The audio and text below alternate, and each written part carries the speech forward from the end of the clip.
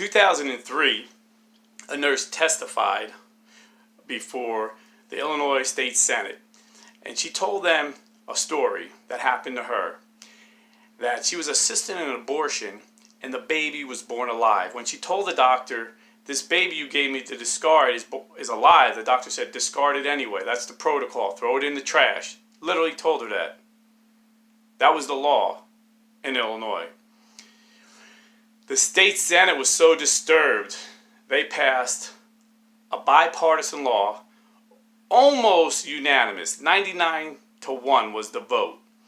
And the law is called the Baby Born Alive Act. You can look it up. And it states if a baby is born during an abortion alive, then the doctor must do everything he can to save the baby's life.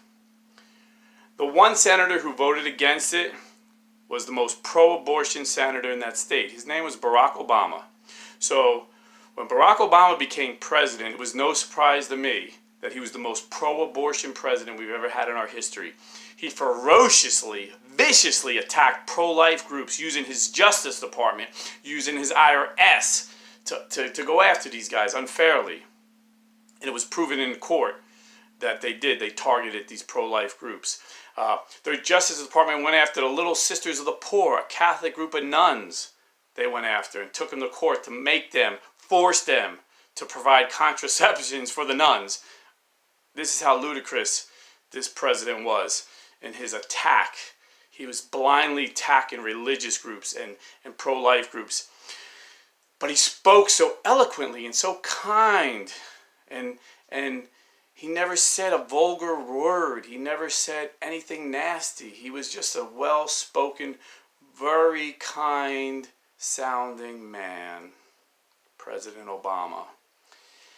And so when Hillary Clinton was running against Trump, it was no doubt in Christians' minds that she was going to support the Obama agenda, because she said so. Trump even called her out in a debate and said, "Do you support abortion through the 9th month?" And she said yes. She said yes.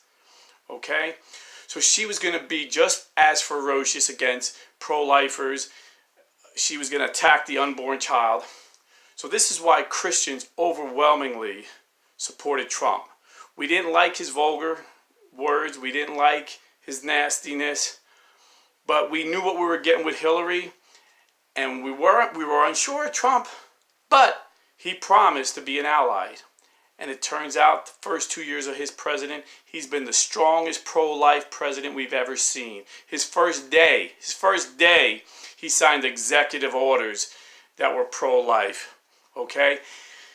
Another thing Trump did that Christians love, every president since Jimmy Carter promised to put the United States Embassy in Israel in Jerusalem.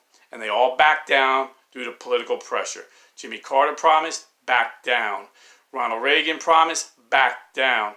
George H.W. Bush promised, backed down. Okay?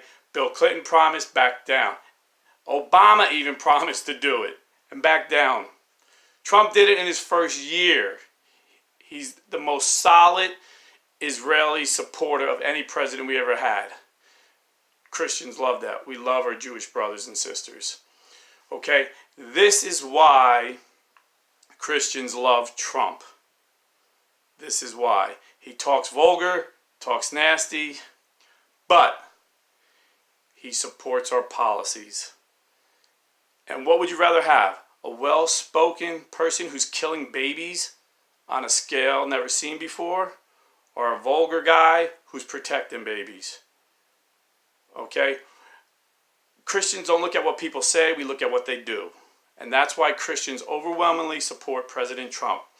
And that's why this election tomorrow, I think a lot of people are going to be surprised again. You know, they never learn. The New York Times said Hillary Clinton had a 92% chance of winning, and she lost overwhelmingly. Like the electoral college she was killed in the electoral college, and that's what counts. Okay, the New York Times is saying Democrats have an 85% chance tomorrow of taking back the House. I think they're going to be surprised again. I really believe that, because he has such a solid Christian base that's going to come out to vote. And not only that, he has the blue-collar worker. The Obama administration, when the Obama campaign, when they were running, they literally said, we're not even going after the blue-collar guy. We're going to build coalitions. We'll build coalitions. We're going to have the lesbian vote. We're going to have the pro-abortion vote. We're going to go after the women vote, the Latino vote, the black vote. We're going to piece that all together. And the way they do it is by convincing everybody they're a victim. So they're angry and hate America, and they want someone who feels the same way. That's how they get it. They get the vote. So they totally wrote off the blue-collar vote. But Trump proved if you go after that blue-collar vote, you can win. Basically like the Reagan coalition. Reagan had blue-collar Democrats voting for him. And so did Trump. Because here's the secret. 2 secrets. Okay? When these pollsters poll likely voters, they're not polling these blue-collar guys, because most of the guys aren't likely voters. You gotta vote to be a likely voters. Most of these guys, and I know them, haven't voted their entire life until they voted for Trump. And they're coming out tomorrow to vote for Republicans because they know the Democrats are going to stop the Trump agenda that has given us more jobs than any president in the history of the country. Okay, the lowest unemployment in 50 years. This is what matters to blue-collar guys. And just like nothing gets done in this country without blue-collar, you can't be president without the blue-collar vote anymore. Nothing gets to the store unless a truck brings it there. Nothing gets built unless someone builds it. So if a carpenter doesn't build it and a blue-collar truck driver don't bring it to the store, nothing happens in this country. There's no economy without the blue-collar guy. In the same way, the blue-collar guy don't vote for you anymore. If he votes Republican, you're not winning. And he's voting Republican. And if you look at the numbers, there's already in states where they allow early voting, it's record voting. Who do you think these people are? They're the guys that normally don't vote, the Trump voter. And they're voting tomorrow Republican. So I guarantee you in the Senate, Republicans are going to pick up at least 5 seats. At least 5 seats. It's going to be, instead of 51-49, after tomorrow it's going to be at least 55-45, maybe even more. We may even get a veto-proof majority. We may even get a filibuster majority, rather, 60 votes, 60 senators. And then the House, we're going to hold the House. Maybe not by much, but we're going to hold it by at least 2 seats, guaranteed. Take it to the bank. And everybody's going to be surprised. And just like, if I have another channel called Rob the Blue Collar Guy, and I explain why Trump won. And I was explaining why Trump was going to win before he won. And my friend said, man, you need to make a video and tell people why he won. So if you want to look up that, it's Rob the Blue Collar Guy, why Trump won. But this is the bottom line. Christians love Trump just like they loved Constantine, because they were under such persecution for 300 years. And then they had a leader in Constantine, and this is in the 4th century. He had a leader in Constantine that stopped the persecution. He didn't make Christianity the state religion, but he said they can be allowed to live if they're Christians. Basically, we're not going to throw them to the lions just because they worship Jesus anymore. And that's how I kind of saw Trump, kind of as our protector, like a second Constantine. That's how I saw him. And but Jonathan Cahn, a messianic rabbi, sees him a little different, very interesting. Jonathan Cahn points out in the Old Testament, there's paradigms that mirror the future. And the paradigm he gave of Trump was, in the Old Testament, there was a guy named Jehu. And he said he was hot-tempered, he was vulgar, he was nasty, and he wanted the throne. But Jezebel was favored to have the throne. And it said there was a mad rush to the throne between Jehu and Jezebel. And it kind of mirrors Trump and Hillary. And he said, interesting, that the religious leaders, for some reason, supported Jehu. Even though Jehu wasn't religious and was very vulgar and very hot-tempered and wild. They said he was like a wild man, kind of like Trump. But Jehu promised to destroy the temple of Baal. And in Baal is where they would worship Baal, and the way they did it was they would sacrifice their babies to Baal. But Jezebel would keep that up. She felt there was power in sending these babies to Baal and killing them. Baby sacrifice. And interesting enough, everybody wondered why so many religious leaders supported Trump, because he was promising to be a pro-life president, which turned out he is. But when he decided to run in Syria, there was actually an old temple of Baal. But when he said he was going to run, that temple was destroyed the same day in Syria. Look this up. This is crazy.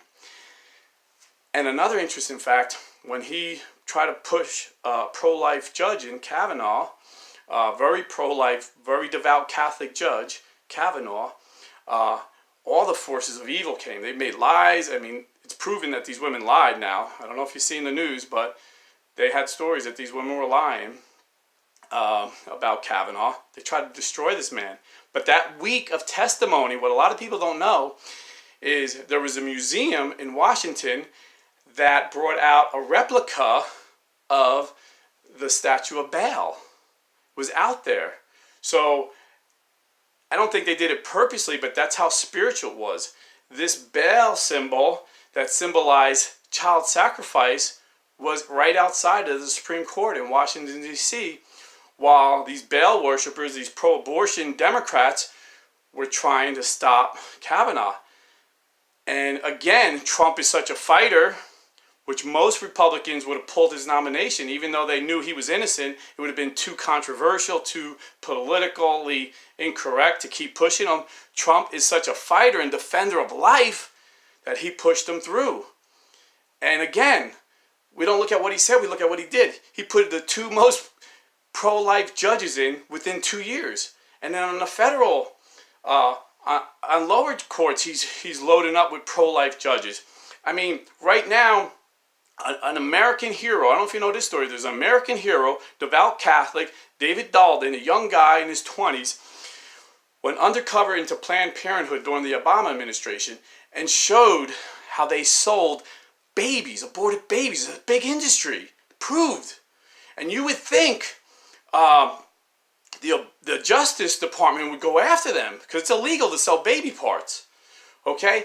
But instead of Obama's Justice Department going after them, he went after David Dalton for illegally videotaping this.